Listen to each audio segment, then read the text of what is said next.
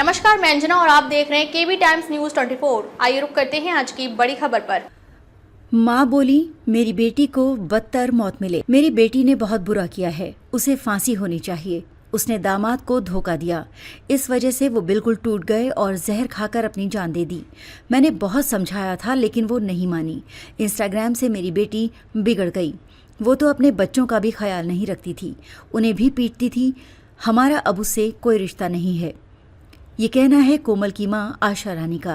कोमल पति कमल कुमार को छोड़कर अपने प्रेमी के साथ रह रही थी।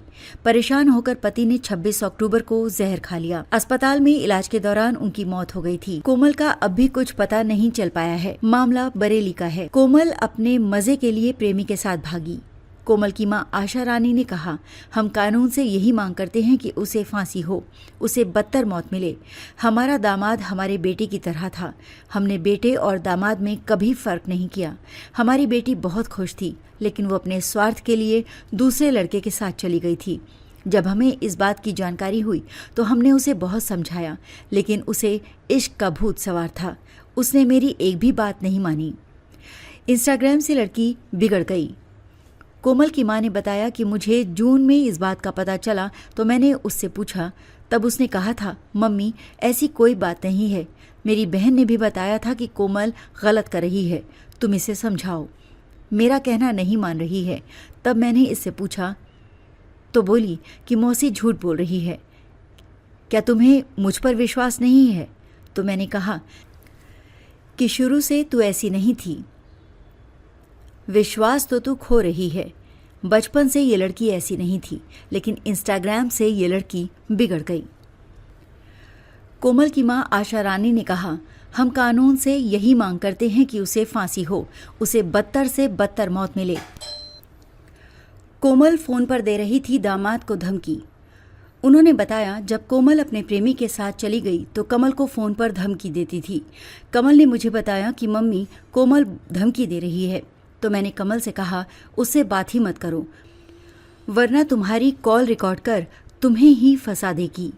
बार बार भाग रही थी कोमल, करनी पड़ रही थी निगरानी। आशा रानी ने बताया कि मेरी लड़की बार बार घर से निकलकर भाग रही थी। सब लोग उस पर नज़र भी बनाए हुए थे कि कहीं भाग न जाए, इसलिए मैं उसे अपने साथ ले गई थी। मेरी बेटी ने अपने पति को धोखा दिया। वो अपने मासूम बच्चों तक का ध्यान नहीं रखती थी।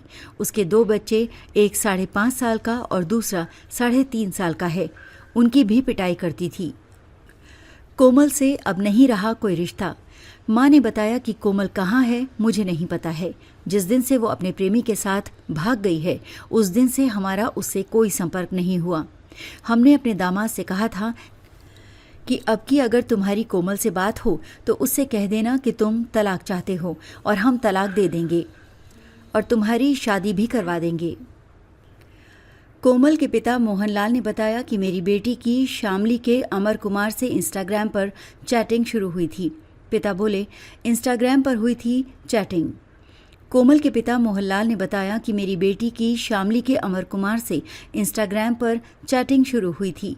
दामाद एडवोकेट कमल कुमार ने मुझे फ़ोन करके बताया था कि पापा कोमल बहुत धमकियां दे रही है, वो तलाक देने के लिए कह रही है।